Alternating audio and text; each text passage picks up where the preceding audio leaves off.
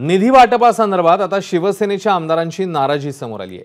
शिवसेना नेत्यांनी मुख्यमंत्री शिंदेंसोबत बैठक केलेली आहे आणि अजित पवारांशी बोलून ही अटी शिथिल करू असं मग मुख्यमंत्री शिंदेंनी या नेत्यांना सांगितलंय। एक बैठक या संदर्भात पार पडली ज्यामध्ये हे आश्वासन मुख्यमंत्र्यांनी आपल्या नेत्यांना दिलं।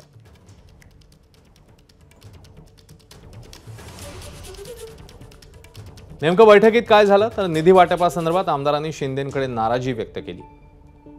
अजित पवारांशी बोलून अटी शिथिल करण्याचं आश्वासन मग मुख्यमंत्र्यांनी दिलं। लोकसभा निवडणुकीच्या निकालाची समीक्षा या बैठकीत करण्यात आली। ज्या मतदारसंघात आघाडी मिळाली नाही त्या आमदारांना समज देण्यात आली आहे। विधानसभा निवडणुकीच्या वेळी उमेदवार लवकर जाहीर करू असंही शिंदेंनी म्हटलेलं आहे। मंत्रिमंडळ विस्तार लवकर व्हावा अशीही काही आमदारांची मागणी आहे।